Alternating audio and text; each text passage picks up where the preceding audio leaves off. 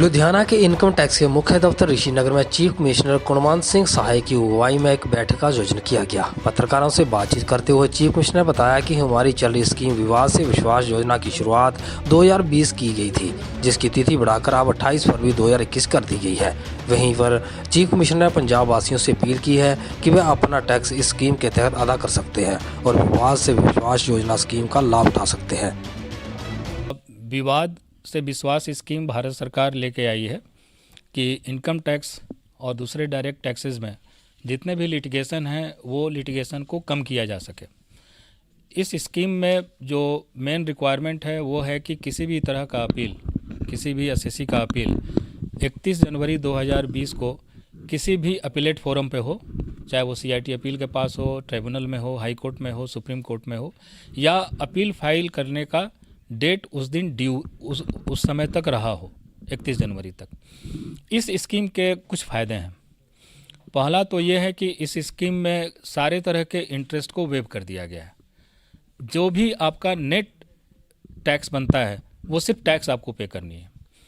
अगर आपने पहले कोई इंटरेस्ट वगैरह भी पेमेंट किया है तो आप इस स्कीम का फ़ायदा उठा सकते हैं और अपना रिफ़ंड ले सकते हैं।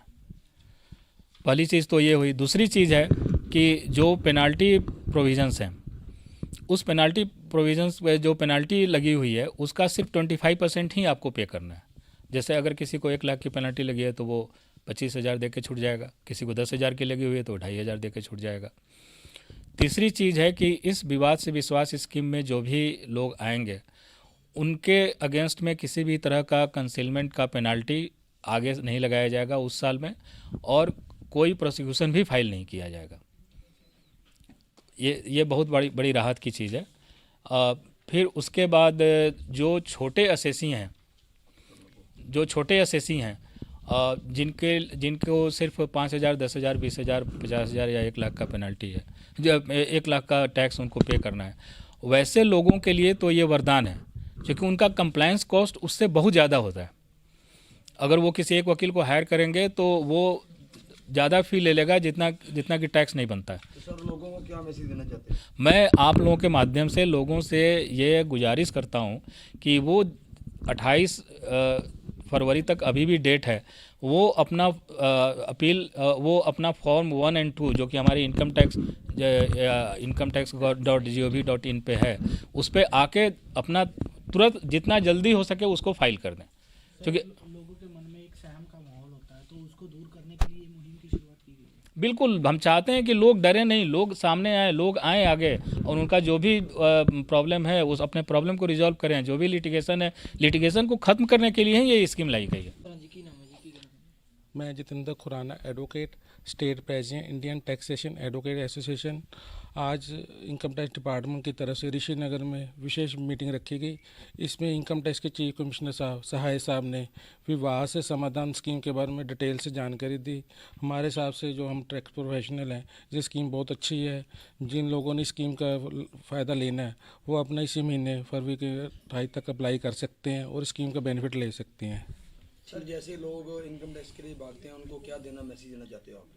ऐसा है, अब इनकम टैक्स डिपार्टमेंट ने सरकार की तरफ से सारा सिस्टम ऑनलाइन कर दिया है। अगर मान लो कि कोई रिटर्न जितनी भी है वो भी ऑनलाइन जा रही हैं। किसी का अगर रिफ़ंड बनता है वो अपना बैंक अकाउंट, अपना और IFSC कोड नंबर सही भरे तो उसके अकाउंट में सीधा ये रिफ़ंड की अमाउंट सारी ट्रांसफ़र हो जाती है और कुछ ही दिनों में रिफ़ंड भी मिल जाता है। अब तो फास्ट सिस्टम हो गया और ऑनलाइन हो गया है और डिपार्टमेंट भी काफ़ी इसको सहयोग कर रहे हैं जी।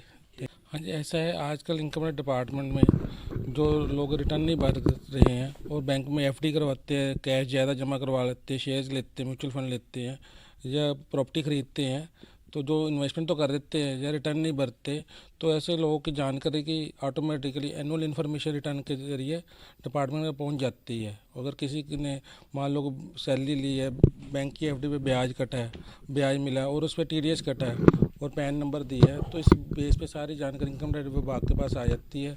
अब जो है कि अपनी जो इनकम है, कोई रिटर्न भर रहा है उसमें छुपाना जो है, जो बैंक की इनकम है, ओवर इनकम है, छुपाना मुश्किल हो गया। अगर हम कहीं इन्वेस्टमेंट करते ज़्यादा तो उसकी जानकारी भी इनकम टैक्स विभाग के पास ऑटोमेटिक पहुँच जाती है जी। थैंक यू जी। एनकाउंटर लुधियाना से टिंका की रिपोर्ट।